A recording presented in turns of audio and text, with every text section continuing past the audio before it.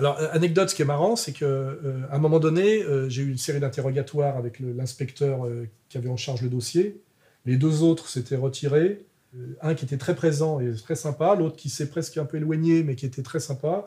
Et l'autre, il faisait son boulot. Il avait en charge l'enquête, et il faut qu'il ramène. Parce que à la limite, sa promotion en dépend. Et à un moment donné, j'étais fatigué. Le dernier interrogatoire, je lui suis rentré dans la gueule. Je lui ai dit, toi, tu es la police française, moi je suis la résistance, tu travailles pour la Gestapo. Je lui ai parlé comme ça, hein, parce qu'il y a une question de rapport psychologique. Moi, ces mecs-là ne m'impressionnent pas du tout. J'ai un truc, je n'aurais pas raconté ma vie, mais avec ce que j'ai vécu par rapport à mon père, etc., jamais je me laisse impressionner par l'autorité, jamais, la hiérarchie ne me fait pas peur, dans les tribunaux, etc., etc. Et j'ai commencé à le prendre à partie sérieusement. Et je lui ai fait dire, vrai ou pas vrai? Et il me disait, vrai. Parce que je dis, vous avez fait du droit. Comment se fait-il que des types donnent des ordres à la République alors qu'ils sont les présidents de communautés, alors que la Constitution ne reconnaît pas les communautés, puisque depuis l'abolition des corps intermédiaires, rien n'existe entre l'individu citoyen et la nation. Et je dis vrai ou pas vrai? Il me disait vrai. Alors là, tu vois, c'est le moment où je domine, tu vois, la situation, par la puissance du verbe, je dirais, de la cohérence, et la puissance de la conviction. Et à la fin, on finit le dialogue, ça se recalme, tu vois, il faut que je m'énerve quand même, parce qu'on n'arrête pas de me travailler, de me faire passer pour un salaud, ce qui est insupportable. Et vous avez dit ça, et vous pensez que, machin, etc. Et le mec, c'est un petit gars, il fait son boulot, mais c'est quand même un truc de flic, quoi, qui t'interroge, c'est un malin, quoi, tu vois.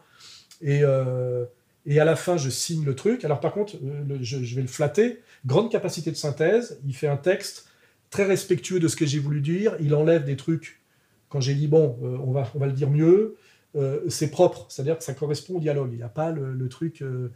Mon avocat, de temps en temps, dit « Attendez, monsieur Soral a dit ça, mettez bien ça parce que ça change, ça nuance, tu vois. » Et bon, là, mon avocat, parfois, aide un peu, mais très rarement. Et à la fin, il me fait... Alors, je regarde son nom, parce que je regarde les noms, et je dis... je ne le dis pas pour l'instant. Hein, je dis, bon... voilà, j'ai ton nom, t'as mon nom, j'ai ton nom. Hein, je connais ton nom, parce que on n'est pas obligé de regarder le nom des mecs, hein, si on reste dans le flou. On signe en bas, etc.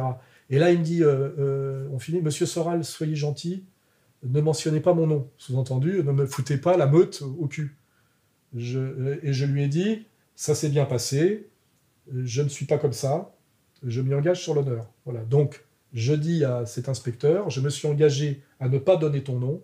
Si j'étais une salope, je le ferais, parce que j'ai ton nom et ton prénom. L'air de rien, c'est quand je vois que les Traoré balancent le nom des gendarmes qui ont interpellé le frère qui est mort, mais il est mort aussi parce que, je ne vais pas rentrer dans le dossier, il s'est opposé à son interpellation, et même à l'interpellation de son frère, je crois. Donc, je veux dire, c'est lui-même qui a choisi son destin. Hein. Moi, si je m'étais barré quand les flics m'ont voulu me choper, je pouvais me mettre un coup de poing dans la gueule et partir en courant. Hein. Faut pas que je m'étonne si je prends une balle, hein, ou que je me retrouve au sol avec un pied sur la gueule à la Floyd. Hein. On choisit. Voilà. Et donc, je me suis engagé à ne pas donner le nom de cet inspecteur avec qui on a bataillé violemment, parce que je pense que c'est très important, le sens de la parole donnée et le respect. Voilà, je m'y suis engagé, donc je ne donnerai pas son nom. Voilà. Et je dirai à mon avocat, parce que si on publie des trucs, on barre son nom. Voilà. Pour qu'il n'ait pas d'emmerde, parce que j'estime qu'il a joué sa partie honorablement. Si j'avais pas ce sentiment-là, je le balancerais sans aucun problème. Voilà. Donc, je pense que tu regarderas cette vidéo et tu sauras que voilà, Soral est un homme de parole, un homme d'honneur. Ce qu'il dit, il le fait. Ce qu'il fait, il le dit. Voilà.